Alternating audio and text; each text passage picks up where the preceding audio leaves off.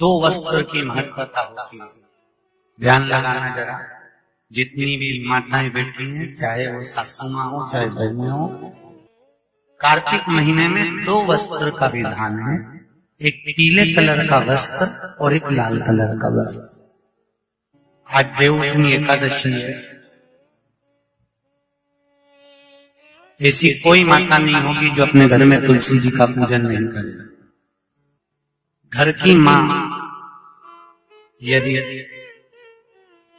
आज देवउठनी एकादशी के दिन लाल वस्त्र वैकुंठ, वैसे तो पचवीगन का महत्व बताया गया है स्कंद पुराण में, जो 5 दिन पीछे के होते हैं। आवलंबनी से जो क्रम पचवीगन का चालू होता है पूर्णिमा तक, वैकुंठ चतुर्दशी के क्रम तक, उसका जो महत्व, इन 5 दिनों की महत्वता वैसे स्कंद पुराण में कही गई है, पर आप समझें उसको।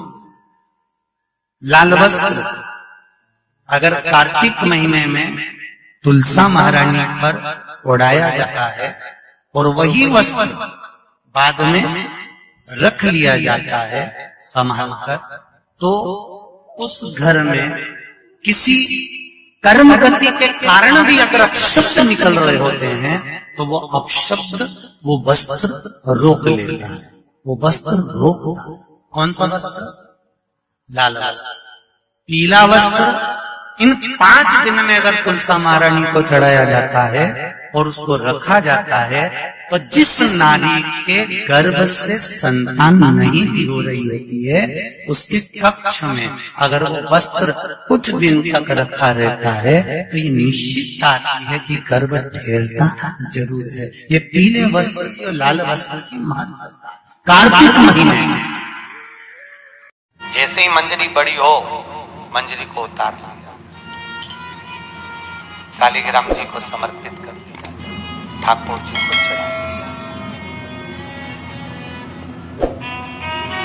इतना सुंदर कहा है, शंकर जी का नाम लेकर, जैसे आपको कथा में कहा था बद्रिकाश्रम जाओ तो चने की दाल चढ़ाओ, किसका नाम लेकर?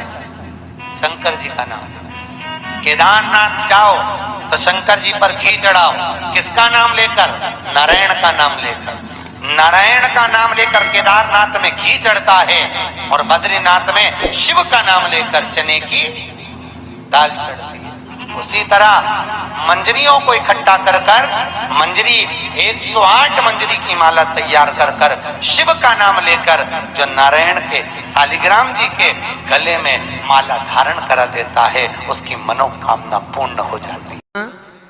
घर में तुलसी का पौधा होना जरूरी है। क्यों जरूरी है? जब कोई हमारे ऊपर विद्या करता है, कोई तंत्र विद्या, कोई मंत्र विद्या करता है, तो हमारे ऊपर वो विद्या का असर नहीं होता अगर तुलसी का घर में पौधा है, क्योंकि वो असर पूरा तुलसी पर आ जाता है। किसी किसी के घर में तुलसी सूख जाती है। कई बार पूछा होगा आपने, तुलसी क्यों सूख गई, कारण क्या है? फिर लगाओगे फिर सूख जाएगी, फिर लगाओगे फिर सूख जाएगी। उसका कारण है कि घर में कोई विद्या कर रहा है, आपके ऊपर कोई ऐसा टोना दिया जा रहा है जिससे आप तकलीफ भोगे।